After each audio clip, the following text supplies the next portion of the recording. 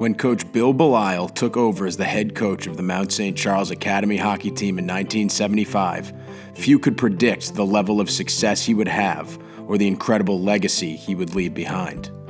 Manning the Mount bench for 45 seasons, Coach Belisle won 32 Rhode Island Hockey State Championships, including a run of 26 straight state titles.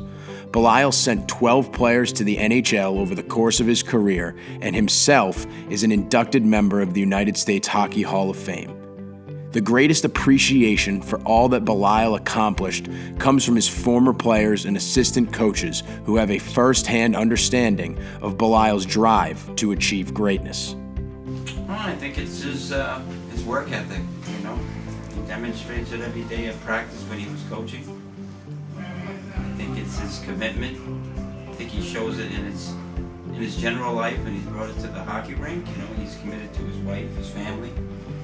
Loves the game of hockey, and more importantly, loves teaching kids. I would say that his longevity of 40 plus years of coaching high school athletes from one generation to another, and all the success he's had, all the games that he won, and still being able to instill those same values that got him all the success would have to be the number one. Well, I think to try to pinpoint on one specific item would do it an injustice, but he's affected so many lives, not just when it comes to hockey, but how these young men develop as adults, and he's done a tremendous job molding and having a positive influence on not only myself and my teammates, but for generations of hockey players that come through the mountain. I think to me the most amazing thing is the longevity and individual work ethic that Coach brought to his craft. He instructed many players in so many different aspects of the game, but what many people overlooked was the fact that Coach often worked just as hard as the players during practice. He would be just as sweaty, just as animated when it was over as every single player on the ice. He would chase guys down the ice. He would do the drills, mirror the drills, skate just as hard as every single player out there. While the accolades and state championships are certainly a major part of Coach Belisle's legacy, many of his former players would tell you that his greatest impact came through the way he shaped high school boys into adults. Yeah, I think it's, I think a lot of people talk about, the state championships and all that, and that's impressive. But I think the mark that he made on so many individuals, he turned a lot of, boys into men, and just the effect that he had on a lot of people. And I think, for some people it was, getting them to dig deep so that they could, find out who they were. And maybe it didn't lead to them, playing college hockey or playing professional hockey. But it certainly made them successful and made them have that drive that's needed in life. And then for other people, it might have been, that they got to play college hockey, whether it was Division III, Division I, and for fortunate people like myself, pushed me to dream higher and to dig deeper and become an NHL player. So I think he touched a lot of people in a lot of different ways. To me, that's what's most important. The championships are secondary, and I'm glad that he's been recognized, for his accomplishments by being in the U.S. Hockey Hall of Fame. But I think he'd be most proud of the effect that he had on these teenage boys. Well, he pushed you to be not only the best hockey player you could be, but the best person. And, he was a great influencer of young men. And I think when you look, not only in the hockey world, but the success, the kids or young men that played for him, what they've done in life, and, not just with hockey, but in all facets of life. I think because everything that he taught you, everything that applied on the ice, regardless of a hockey skill or positionally, was that discipline to yourself and giving your best effort every single day. And to just show up wasn't enough. You had to come and you had to focus and you had to be attentive to the task at hand. And this is the beauty of sports, and he certainly epitomized it. But because as you get into real world, you start having a family, you start having a job where people are dependent upon you. You can't just show up. You have to bring it every single day. Well, like I said when we were talking earlier, he instills something that I think every student and every player that played for him, you got to work hard to achieve what you want to achieve, and you got to be very unselfish. And I think those two characters alone will make you a good team player, a good company man, and a good colleague. And people appreciate that. People up a manager appreciate people who work hard and not give for themselves, not only for themselves, but for the good of the team or the company. You have to work hard to be successful, and that is the main theme of Coach Belisle is work hard and you will find success. There were infinite lessons to be learned from Coach Belisle, but they did not come without some tough love. Belisle had a special way of pushing his players to be the very best they could be, even when it wasn't easy. His players both identified with his coaching style and responded with results. I would say the tough love for Coach was that he was brutally honest with you.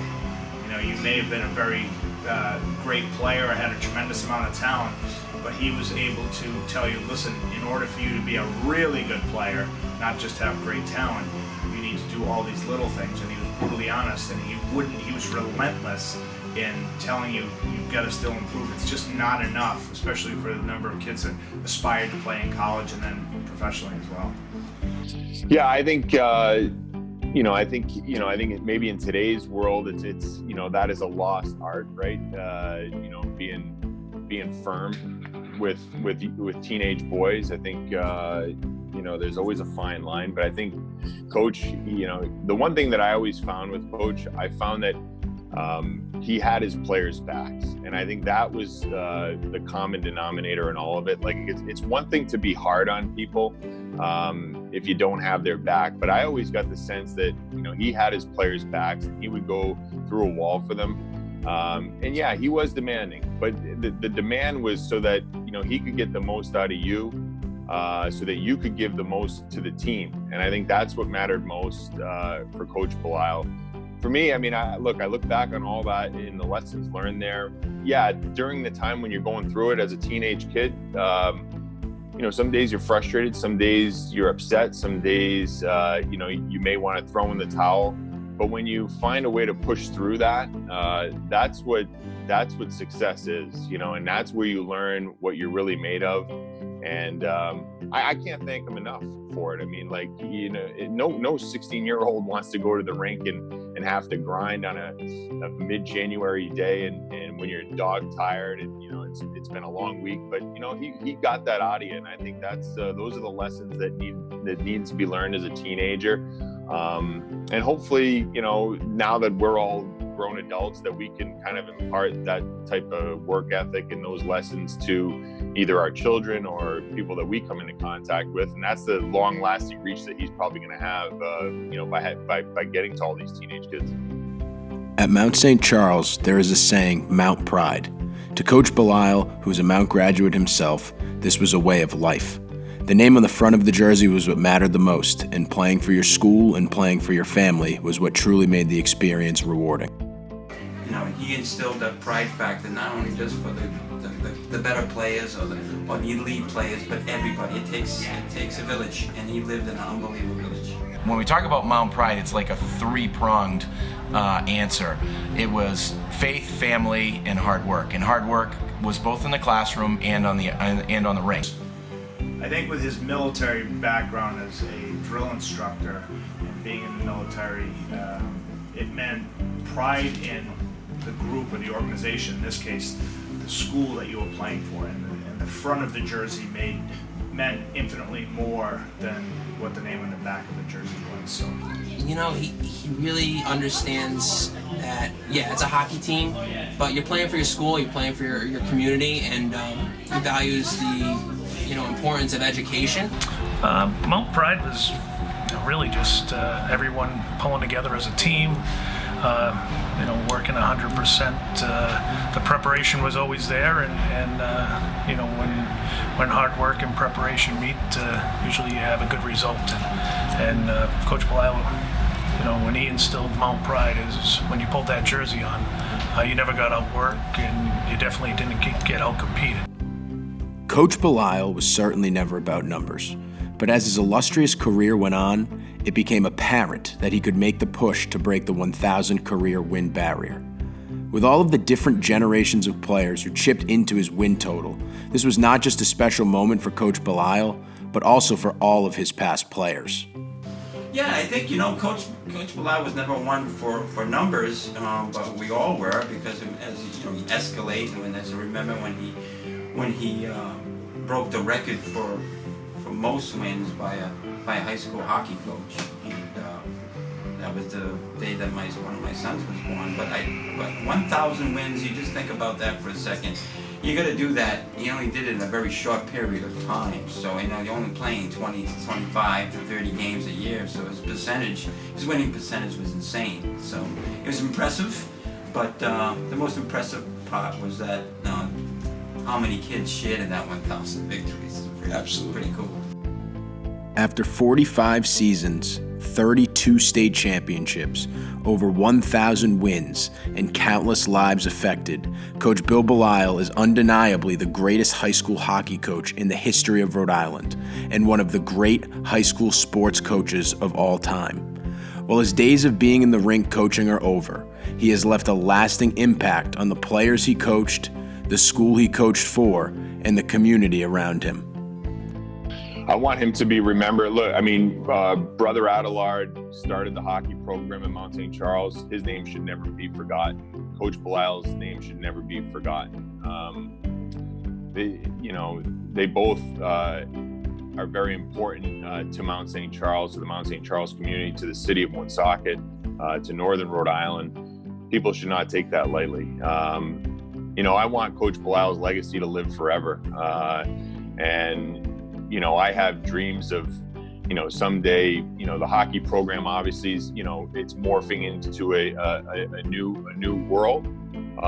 But with that, you keep the hockey alive, you keep the tradition alive, you keep the stories alive.